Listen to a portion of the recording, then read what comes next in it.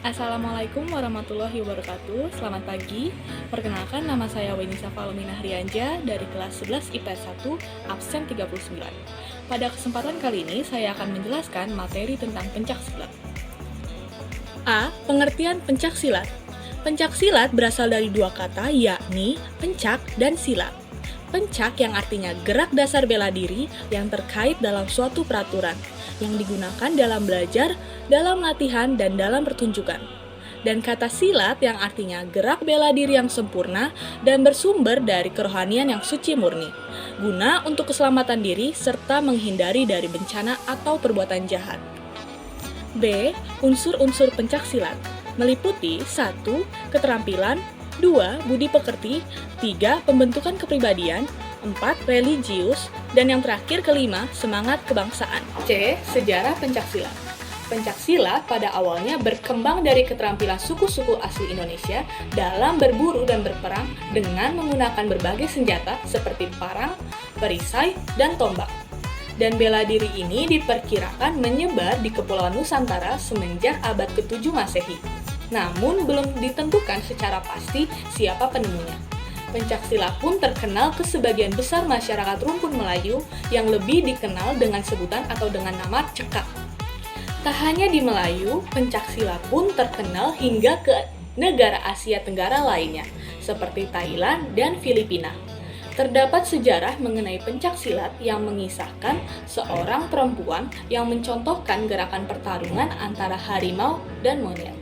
Kemudian silat berkembang dari ilmu bela diri menjadi bagian dari pendidikan bela negara untuk menghadapi penjajah asing.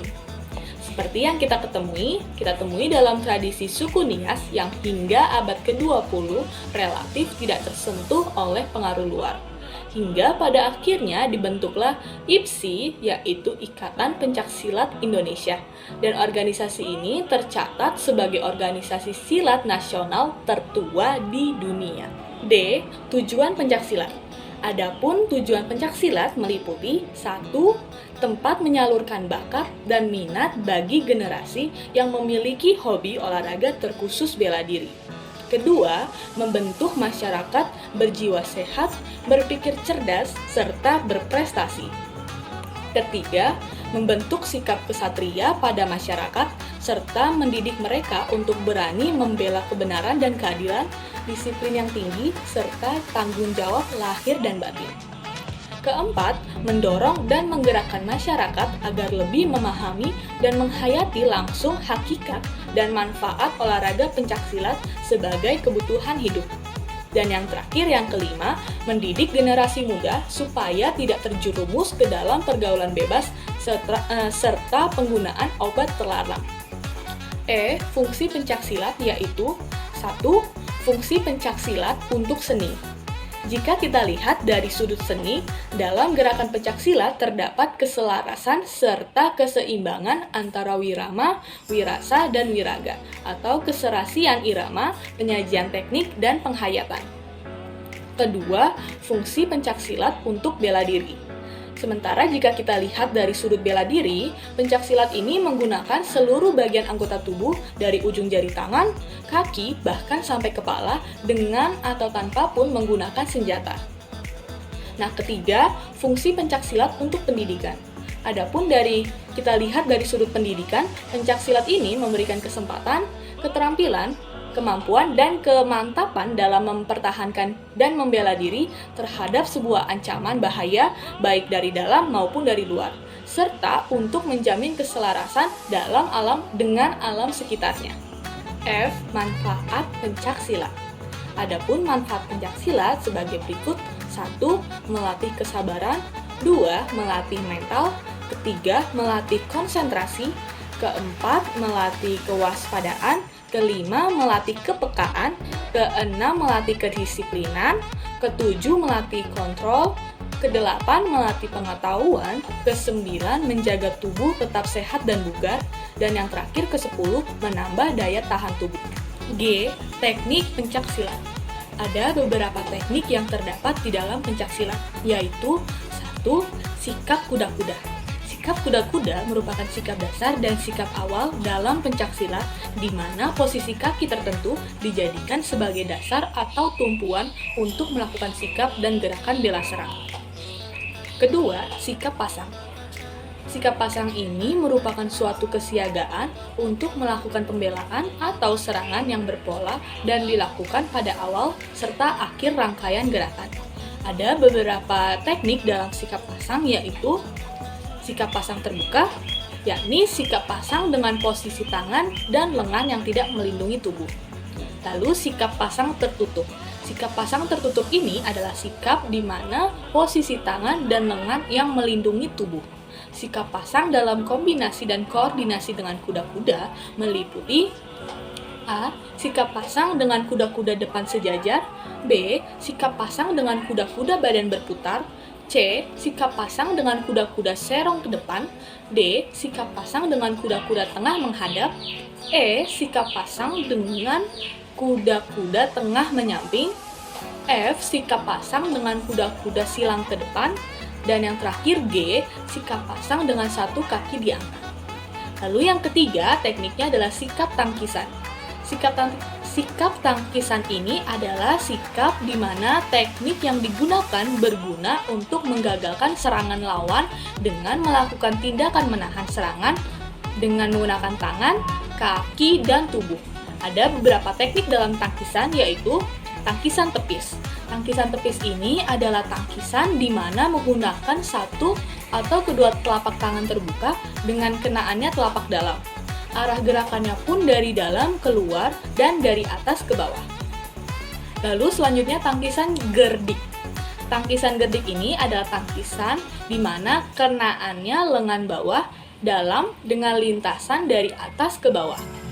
Lalu tangkisan kelit. Tangkisan kelit adalah tangkisan yang menggunakan satu lengan dengan telapak tangan terbuka yang kenaannya telapak tangan luar dan arah dari dalam keluar. Lalu tangkisan siku. Tangkisan siku ini adalah tangkisan yang menggunakan siku dengan lintasan dari luar ke dalam.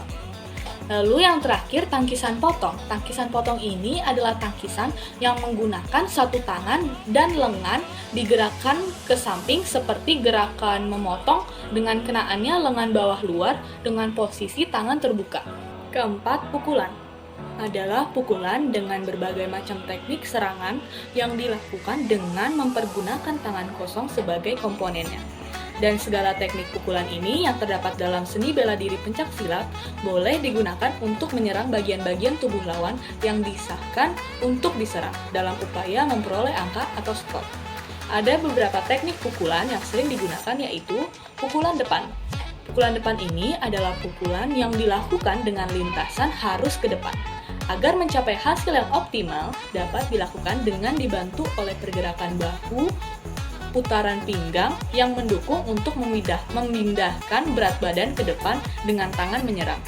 Lalu ada pukulan sengkol. Pukulan sengkol ini adalah pukulan yang dilakukan dengan posisi tangan ditekuk 90%. Lintasan pukulan yang digunakan adalah diayun dari bawah ke atas dengan posisi kaki yang bervariasi, baik dengan posisi depan sejajar maupun dengan tangan yang digunakan untuk menyerang maupun tidak. Lalu ada pukulan lingkar. Pukulan lingkar ini adalah pukulan yang digunakan atau yang dilakukan dengan lintasan pukulan dari arah samping keluar tubuh pesilat menuju ke arah dalam tubuh pesilat. Untuk mencapai hasil yang optimal, harus didukung dengan pergerakan bahu dan pinggang yang searah dengan arah pukulan. Lalu ada pukulan samping. Pukulan samping ini adalah pukulan yang perkiraan dari teknik ini adalah punggung tangan dengan lintasan dari samping dalam tubuh pesilat ke luar tubuh pesilat. 5. Tendangan, yakni tendangan dengan teknik atau taktik serangan yang mempergunakan untuk jarak jauh dengan menggunakan tungkai sebagai komponen penyerang. Dalam pencaksilat olahraga, teknik tendangan yang masuk sasaran mendapatkan skor atau nilai sebanyak 2. Nah, ada beberapa teknik tendangan, yaitu teknik tendangan depan atau lurus. Adalah tendangan yang dilakukan dengan lintas lurus ke depan, dengan perkenaan pada jari-jari atau pangkal jari-jari. Nah, varian tendangan ini dapat dilakukan dengan lompatan. Lalu ada tendangan sabit. Nah, tendangan sabit ini adalah tendangan yang dilakukan dengan lintasan dari samping atau melengkung seperti sabit atau arit, dengan perkenaannya pada punggung kaki. Nah, tendangan ini dilaksanakan dengan posisi kaki berada di depan maupun di belakang, dengan variankan dengan lompatan. Lalu ada tendangan T. Tendangan T adalah tendangan yang dilakukan dengan posisi tubuh menyamping dengan lintasan tendangan lurus ke samping. Nah, perkenaannya adalah pada bagian tajam telapak kaki atau tumit. Maksud saya telapak kaki dan tumit. Nah, varian tendangan ini antara lain T jepret, T gantung, T lompat, dan tendangan T. Lalu ada tendangan jejak. Nah, tendangan jejak ini adalah tendangan yang dilaksanakan dengan posisi tubuh tegak dan lintasan lurus ke depan. Perkenaannya adalah tumit, dengan mengangkat lutut setinggi mungkin dan kemudian mendorong tungkai ke depan sasaran. Lalu selanjutnya ada tendangan belakang. Nah, tendangan belakang ini adalah tendangan yang dilakukan dengan sikap terlebih dahulu memutar tubuh dan sikap tubuh yang membelakangi lawan, dengan perkenaannya pada telapak kaki atau tumit. Dan yang terakhir, tendangan gajul. Nah, tendangan gajul ini adalah tendangan dengan perkenaannya pada tumit, sedang lintasannya adalah dari arah bawah ke atas. Keenam, tangkapan, yakni tangkapan dengan teknik serangan pada jarak jangkau dekat dan sedang, yang dilaksanakan dengan menangkap salah satu komponen tubuh lawan untuk dilanjutkan dengan bantingan, jatuhan, atau kuncian dari segi teknik. Nah, ada beberapa teknik tangkapan yaitu A. Tangkapan luar. Nah, tangkapan luar ini adalah tangkapan yang dilaksanakan dari arah luar tubuh pesilat yang melakukan teknik tangkapan. B. Tangkapan dalam, yakni tangkapan yang dilaksanakan dari arah dalam tubuh pesilat yang melakukan teknik tangkapan dengan tangkapan kaki dari arah luar dan tangkapan kaki dari arah dalam. Ketujuh, bantingan, yakni bantingan dengan teknik serangan jarak dekat yang dilakukan dengan terlebih dahulu menangkap salah satu komponen tubuh lawan. Selanjutnya melalui proses mendorong atau menarik dan dihempaskan dilihat dari titik tumpu penyangganya. Nah, ada 4 teknik bantingan yaitu 1. Bantingan tungkai, 2. Bantingan pinggul, 3. Bantingan punggung, dan yang keempat, bantingan kaki. Kedelapan, jatuhan. Nah, jatuhan ini adalah teknik serangan pada jarak jauh dan sedang yang dilaksanakan dengan menggunakan tungkai atau kaki untuk menjatuhkan lawan. Nah, teknik jatuhan ini dalam pencaksilat lazim disebut sebagai teknik sapuan. Yang kesembilan, gerak langkah. Gerak langkah ini adalah teknik perpindahan atau mengubah posisi disertai dengan kewaspadaan mental dan indera secara optimal untuk mendapatkan posisi yang menguntungkan dalam rangka mendekati atau menjauhi lawan bagi kepentingan serangan dan belaan yang dilaksanakan secara taktis dan dalam pelaksanaannya selalu dikombinasikan dan dikoordinasikan dengan sikap tangan.